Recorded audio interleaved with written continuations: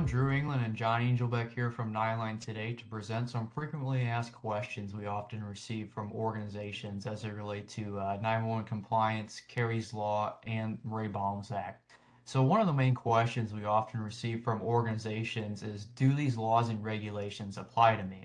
So if your organization currently uses an MLTS, otherwise known as a multi-line telephone system, or a VoIP system, otherwise known as a voice over internet protocol, the short answer is yes. The FCC requires all organizations who utilize those phone systems to comply with Kerry's Law and Ray Baum's Act. Another common question we hear is what happens if I don't comply?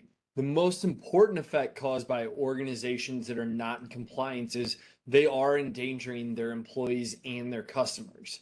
Other effects are obviously going to include civil liabilities. If a tragedy were to occur, you're looking at fines and litigation. Obviously, in the Kerry's Law instance, that was a $41 million payout that they had to pay to Kerry's family.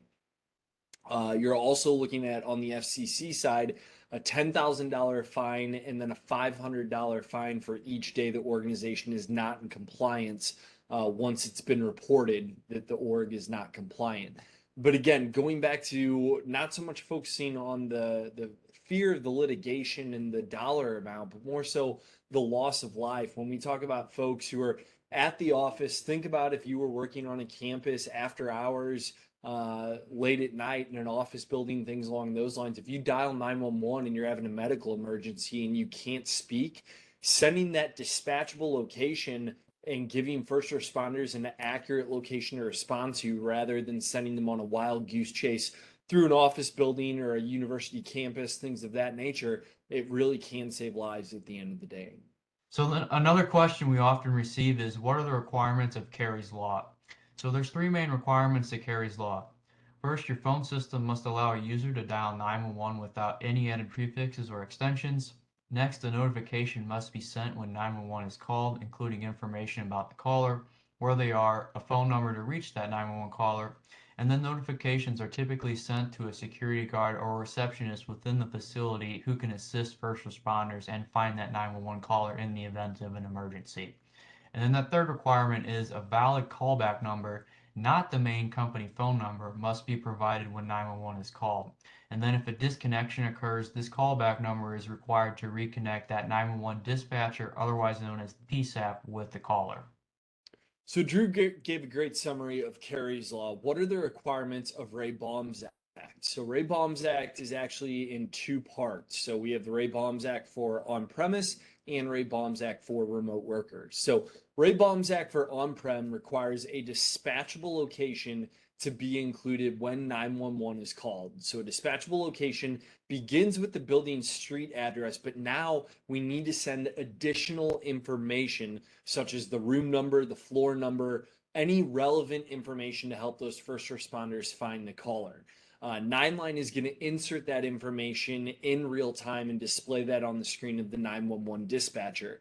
So again, Ray Baum's Act for on-premise phones took place January 6th of 2021. And now in 2022, as of this past January, remote workers working from home must be covered as well. So we need to be sending an address for those remote workers. So for example, I have 3 phones here on my desk. I have 2 soft phones on my laptop. I have 1 hard MRA phone here on my desk. If I call 911 from any of those phones, they need to send my address here at home or next door at Starbucks or wherever I am, rather than sending the address of my office downtown. So John brought up a dispatchable location, and that's another question that clients often ask us. What is a dispatchable location? So a dispatchable location begins with the building's street address plus additional information such as a room number, a floor number, and other relevant information to help that first responder find the caller. So an example we often like to give is take a college university.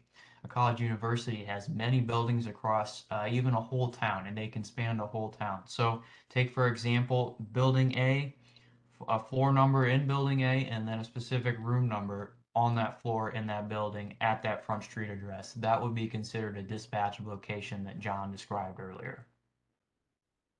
And another thing to add there as well, Drew, we always recommend to our clients, take a look around at the signage you have in your building today. So when you're trying to break out these dispatchable locations, Start high level, go in digestible pieces, right? So whether it's second floor east wing or west wing, using directionals, things like that. And over time, you can get more granular all the way down to the room number if you want to. But the biggest thing we always recommend is look at the signage in your building today. When first responders are going through a doorway, coming out of a stairwell, or getting off an elevator, what signage are they going to see that could help them find that caller in a quick fashion? We also hear from clients, I have Cisco Emergency Responder. Aren't I compliant with that alone? And the answer there is going to be no. Cisco Emergency Responder alone does not achieve compliance for Ray Baum's Act. You can store the dispatchable location in CER, but it does not send that dispatchable location to the PSAP, and that's the gap that 9line is going to help fill. We often also receive the questions of, I have locations mapped with my carrier. Is that not sufficient enough? Well, map locations are only part in this process of complying with Kerry's law and the Ray-Baum Act. Other information, such as being able to provide a dispatchable location that we described earlier, is going to be required on top of that as well.